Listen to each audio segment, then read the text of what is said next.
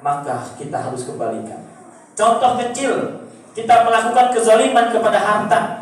Ketika kita jalan di suatu tempat, kita menemukan HP saja, menemukan uang atau barang yang lainnya.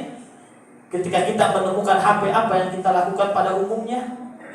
Mengambil itu HP, lalu membuka baterainya, lalu dibuanglah kartunya. Ini yang biasa dilakukan oleh orang-orang. Padahal kalau mereka mengerti apa itu barang luqatah, barang temuan, orang Islam, umat Islam tidak boleh memakai barang temuan kecuali sudah diumumkan dalam 1 tahun.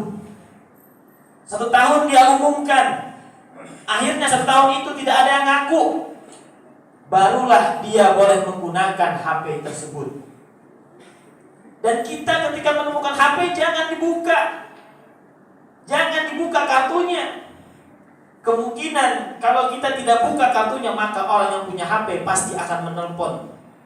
Dan ini tapi kenyataan manusia melakukan kezaliman kepada harta. Ketika kita telah melakukan kezaliman kepada harta, kalau kita tidak menemui orang yang kita zalimi terhadap hartanya, apa yang kita lakukan? Maka sedekahkanlah dengan niat pahalanya diberikan kepada orang yang telah kita zalimi.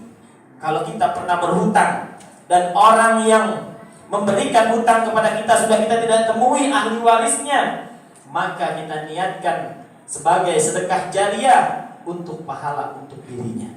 Tapi apabila setahun kemudian tiba-tiba dia datang untuk menagih, maka hukum syariat harus kita kembalikan uangnya, sekalipun kita sudah sedekahkan. Ini salah satu contoh kezaliman dengan harta.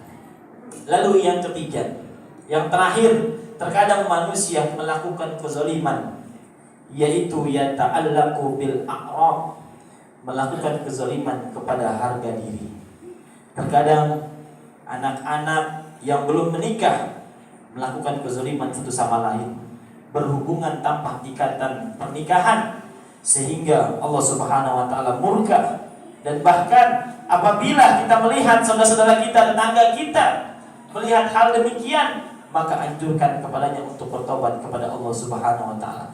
Dan orang-orang yang berzina, orang-orang yang laki-laki yang berzina, baik bujangan maupun perawan, maka dia tidak pantas menikah kecuali dengan orang yang telah dizinainya.